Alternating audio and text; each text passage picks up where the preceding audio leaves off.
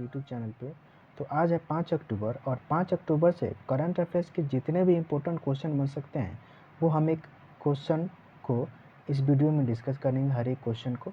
अगर आपको ये वीडियो लाभप्रद लगती है तो हमारे चैनल को लाइक करें, सब्सक्राइब करें और शेयर करना ना भूलें। चलिए शुरू करते हैं आज के पहले क्वेश्चन से। आज का पहला क्वेश्चन है, एशियन गेम्स में के इतिहास में तीरंदाजी प्रतियोगिता में भारत के लिए गोल्ड मेडल किसने जीता हुआ है। तो आपको बताना है कि एशियन गेम्स जो भी चीन के होंगझाऊ शहर में चल रहा है, वहाँ पर तीरंदाजी प्रतियोगिता में भारत के लिए गोल्ड मेडल किसने जीता है। तो इसका सही आंसर हो जाएगा ऑप्शन नंबर सी, ज्योति सुरेखा और ओजस देवतले। इन दोनों की जोड़ी ने एशियन गेम्स में भारत के लिए स्वर्ण पदक जीत लिया हुआ है। और आपको इसका एक्स्ट्रा फैक्ट्स अगर जानने का हो तो आपको याद रखना है कि इन्होंने किसको हराया। तो इन्होंने कोरिया के एस चेवॉन को हराया और जे जेहोन की जोड़ी को इन्होंने हराया है।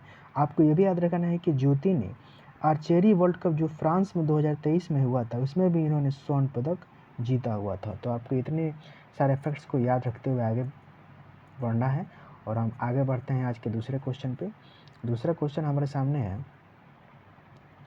जम्मू कश्मीर में वार अगेंस्ट वेस्ट पहल का ब्रांड एम्बेसडर किसे बनाया गया है। तो बेसिकली इस क्वेश्चन में आपको इतना बताना है कि जम्मू कश्मीर में जो वार अगेंस्ट वेस्ट नामक का पहल शुरू किया गया है उसके ब्रांड एम्बेसडर कौन होंगे। तो इसका सही आंसर आप रेड कलर में देख पा रहे हैं, ऑप्शन नंबर ए, बाना सिंह।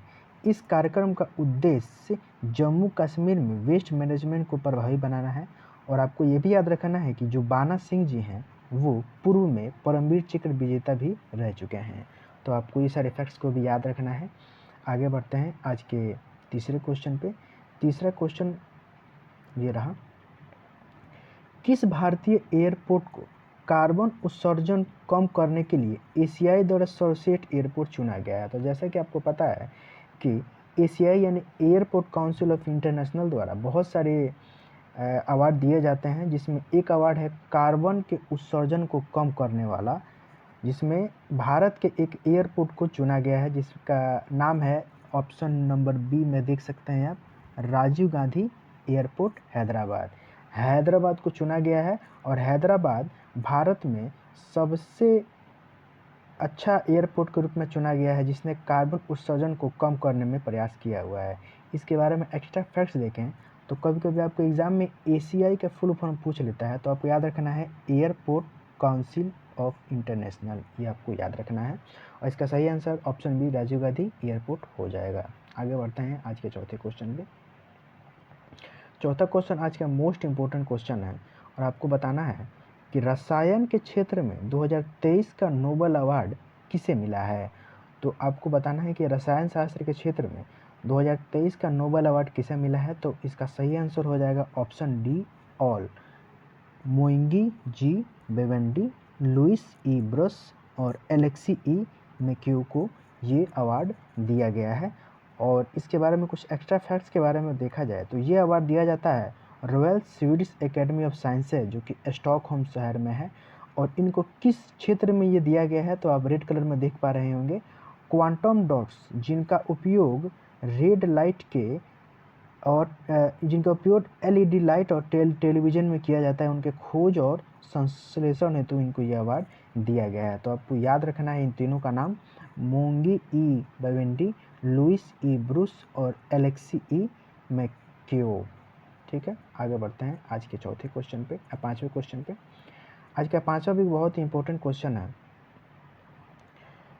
पहला 2 सीट की क्षमता वाला तेजस विमान को किस कंपनी द्वारा बनाया गया है। तो जैसा कि आपको पता है कि तेजस एक हल्का लड़ाकू विमान है जिसमें केवल 1 सीट ही था, लेकिन अभी भारत की HAL हिंदुस्तान एरोनॉटिक्स लिमिटेड ने इसको 2 सीट की क्षमता में अपग्रेड कर दिया है। तो आपको इस क्वेश्चन में बताना था कि कौन सी कंपनी द्वारा अपग्रेड किया गया है। तो सही आंसर हो जाएगा ऑप्शन ए, HAL। तेजस के बारे में बात करें तो तेजस स्वदेश निर्मित एक हल्का लड़ाकू विमान है जिसमें पहले 1 सीटिंग की क्षमता थी, लेकिन हाल ही में HAL ने इसको अपग्रेड किया हुआ है और अब इसमें 2 सीटिंग की क्षमता हो गई है।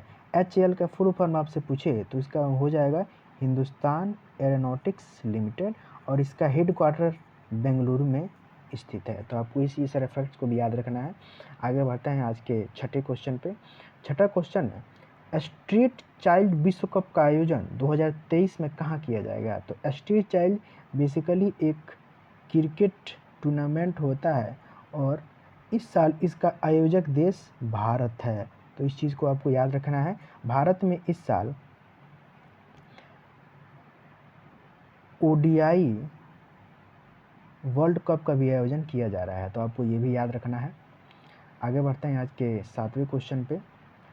आपको सातवें क्वेश्चन में बताना है कि ग्रीको रोमन श्रेणी में एशियन गेम्स में भारत के लिए पहला मेडल किसने जीता हुआ है? तो आपको बताना है कि ग्रीको रोमन श्रेणी में एशियन गेम्स में भारत के लिए पहला मेडल किसने जीता हुआ है? तो इसका सही आंसर हो जाएगा option number A, Sunil Kumar. इसके बारे में एक्स्ट्रा फैक्ट्स देखें तो ग्रीको रोमन बेसिकली एक कुश्ती की प्रतियोगिता होती है और भारत के लिए 2010 के बाद एशियन गेम्स में कोई पदक इस क्षेत्र में मिला है, यानी ग्रीको रोमन श्रेणी में मिला है। और पदक की बात करें तो कांस्य पदक सुनील कुमार जी ने जीता हुआ है। तो इसका सही आंसर हो जाएगा ऑप्शन ए, सुनील कुमार। आगे बढ़ते हैं आज के आठवें क्वेश्चन पे। आठवां क्वेश्चन है, BRO यानी सीमा सड़क संगठन के महानिदेशक किसे बनाया गया है? तो इसका आंसर हो जाएगा ऑप्शन ए, रघु श्रीनिवासन। आपको याद रखना है इनका नाम रघु श्रीनिवासन जी का। आगे बढ़ते हैं आज के 9वें क्वेश्चन पे। एशियन गेम्स 2022 में नीरज चोपड़ा ने कौन सा पदक जीत लिया हुआ था? जैसा कि आपको पता है कि नीरज चोपड़ा एक जेवलिन थ्रोवर हैं और इन्होंने एशियन गेम्स 2022 में भारत के लिए स्वर्ण पदक जीत लिया हुआ है। तो आपको याद रखना है। और एक्स्ट्रा फैक्ट्स देखें तो नीरज ने 88.88 मीटर दूर भाला फेंका और जिसकी वजह से इनको पहला रैंक मिला, जबकि दूसरे स्थान पर भारत के ही एक व्यक्ति रहे जो कि भाला फेंकने में मशहूर हैं, किशोर जैन। तो किशोर जैना दूसरे स्थान पर रहे, पहले स्थान पर नीरज चोपड़ा रहे और दूसरे स्थान पर भी भारत के किशोर जैना ही रहे। तो आपको इस दोनों का नाम याद रखना है। आगे बढ़ते हैं आज के अंतिम क्वेश्चन पे। अंतिम क्वेश्चन है कि 5 अक्टूबर को हर साल कौन सा दिवस मनाया जाता है? तो आपको इस क्वेश्चन में बताना है कि 5 अक्टूबर को कौन सा दिवस मनाया जाता है। तो इसका सही आंसर हो जाएगा ऑप्शन नंबर सी, विश्व शिक्षक दिवस।